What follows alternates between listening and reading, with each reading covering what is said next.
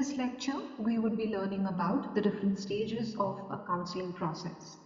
As we have already understood in length and breadth, that counseling is a structured dialogue between a counselor and a client, which is also considered or viewed as a cooperative process in which a trained professional helps a person who is identified as a client to help them understand the different sources of difficulties or concerns that he or she would be experiencing.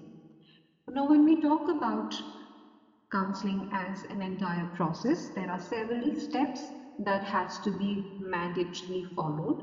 The first one would be identification of the need for counseling. This is considered as one of the most important steps in counseling, where we are going to understand as a counselor if the person concerned requires help in the first place or not. And if so, what could be the reason for which the client is going to seek out for help there? The next important step is going to be preparation for counseling. And under that, we have one important point, that is a successful counseling process requires preparation both from the end of the client as well as the counselor. Now, it has to be kept in mind that while we are preparing for counseling, a suitable place has to be decided, wherein this place has to be conducive enough for the counseling process to take place, which means that there should be minimal interruptions and it should be free from any sort of distractions such as sights or sounds, etc. The next important point would be scheduling the time. Now, regarding scheduling the time, it is possible or it has to be decided mutually on the basis of client's convenience as well as the schedule of the counselor as well. Now, the length of the time required for counseling would completely depend upon the complexities of issues being addressed by the client, but generally, a counseling session should last less than an hour. Now, if the client needs more time, there could be another session that could be scheduled. But yet again, it is important to understand that it is a mutually convenient time that is decided so that there is no clashes based on a counselor's schedule or the client's schedule. The next important point would be to notify the person or the client well in advance. Now, for a counseling session to be client centered, the client must have time to prepare for it, which means that the client should know why, where, and when the counseling sessions will take place. Counseling following a specific event should happen as close to the event as possible. But however, for performance or professional development counseling, clients may need a week more to prepare or review specific products such as sport forms or counseling records. Another important point would be to organize the information.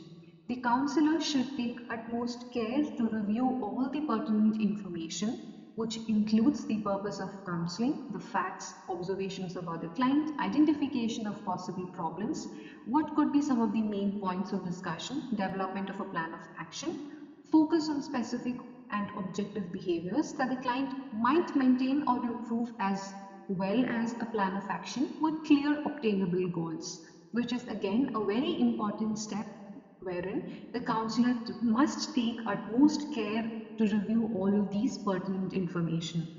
Moving on to the next point, outlining the counseling session components. So it is very important as counselors to outline the different components of a counseling session. For this, using the information obtained, the counselor should determine what to discuss during the counseling sessions. He or she must note down what prompted the counseling, what the counselor aims to achieve, what could be some of the roles of the counselor, to identify the possible comments or questions to help the counselor to keep the counseling session client-centered. The next point would be to plan the counseling strategy, which means that many approaches are applied by a counselor depending upon their area of expertise. So you should, as a counselor, we should be able to understand or pinpoint what could be some of the approaches that we would be using, if it could be directive approach, if it is a non-directive approach, or is it an eclectic approach, right? And And the next point would be to establish the right atmosphere, which means that it has to be an atmosphere or environment which is being created for a two-way communication between a counselor and a client. Now, there could be some situations where in informal atmosphere is inappropriate.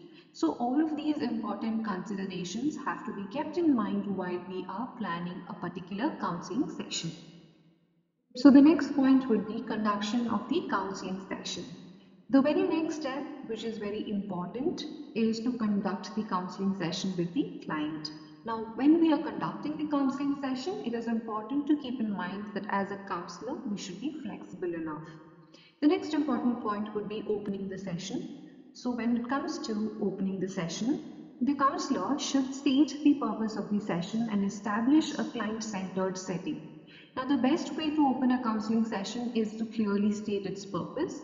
For example, the purpose of this counseling session is to discuss your personal relationship problems with your spouse and then create a plan to enhance the relationship so that you can manage your problems without difficulty. Now, this is just one way of doing it. The other way could also be when the counselor can start the counseling session by reviewing the status of the previous plan of action. Moving on to the next point, that is discussing the issues. Now, the counselor and the client should attempt to develop a mutual understanding of the issues discussed. The counselor can develop this by letting the client do most of the talking. The counselor can use active listening, responding, questioning, and the different micro and macro skills, but utmost care should be given that the counselor is not dominating the conversation or interrupting the conversation. The aim of the counselor should always be to help the client better understand the subject of counseling. For example, the interpersonal relationship, a problem situation, and its impact on the client's daily routine. It is important that the counselor defines the issues as poor interpersonal relationship and does not allow the client to define the issues as one which cannot be set right. Now, the counselor should help the client consider altering the conditions under which the client may be able to improve the interpersonal relationship. The next point would be to develop a plan of action. Now, it is very important to develop a plan of action which identifies a method of achieving a desired result, which means that it specifies what the subordinate must do to reach these goals set during the counseling session. The plan of action must be specific and it should show the client as to how to modify or maintain his behavior. And the plan should always be using concrete and direct terms. The next point would be recording and closing the session. All the requirements to record counseling sessions vary depending upon the consent given by the client, but a counselor always benefits by documenting the main points of a counseling session. Documentation serves as a reference to the agreed upon plan of actions and the client's accomplishments, improvements, personal preferences, or problems. And a complete record is made to aid in making recommendations for professional development, schools, promotions, and evaluation reports. Now, to close the session, the counselor should summarize its key pointers and ask if the client needs the plan of action. Invite the client to review the plan of action and what is expected of the counselor.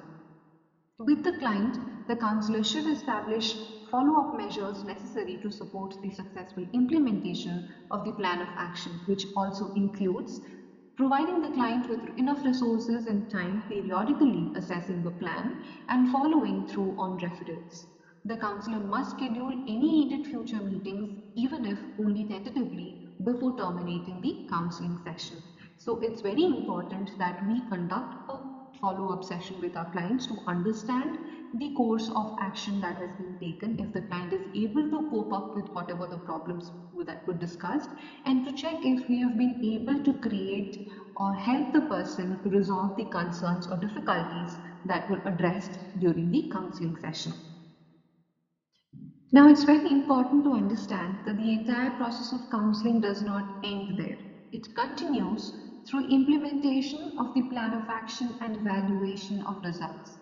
After the counseling, the counselor must support the clients as they implement their plan of action. Support may include teaching, coaching, providing time and resources. And the counselor must observe and assess this process and possibly modify the plan to meet its goals. Appropriate measures after counseling includes follow-up counseling, making referrals, and taking corrective measures. Now, when working with clients, counselors draw on a number of basic counseling skills, which are again used with thought and care and can help move the counseling process forward. So, in our next video, we will be talking about the different micro and macro skills which are essential for a smooth conduction of a counseling session. Thank you so much.